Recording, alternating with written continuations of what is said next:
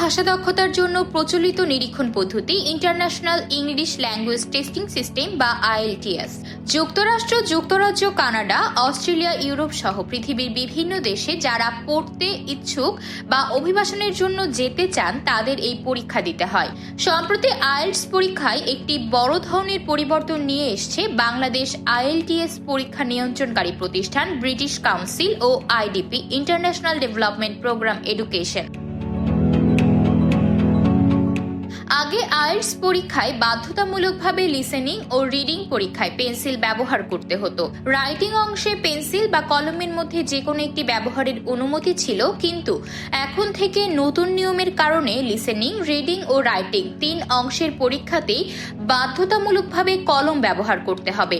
কোনোভাবেই পরীক্ষার্থীরা পেন্সিল ব্যবহার করতে পারবেন না। ব্রিটিশ কাউন্সিল ও IDP দুই প্রতিষ্ঠানেরই পরীক্ষার্থীদের জন্য আগামী 25 জানুয়ারি থেকে বাংলাদেশে এই নিয়ম কার্যকর হবে। একাডেমিক ও জেনারেল IELTS এ দুই ক্ষেত্রেই এই নিয়ম প্রযোজ্য হবে। পরীক্ষার্থীরা কেন্দ্রে পাসপোর্ট বা জাতীয় পরিচয়পত্র ছাড়া অন্য কিছু সঙ্গে আনতে পারবেন না। কেন্দ্রে প্রার্থীদের কলম দেবে ব্রিটিশ কাউন্সিল ও IDP। তবে নতুন এই নিয়মের কারণে পরীক্ষার্থীরা কিছুটা সমস্যায় পড়তে পারেন বলে মনে করছেন IELTS এর বাংলাদেশি শিক্ষক ও শিক্ষার্থীরা।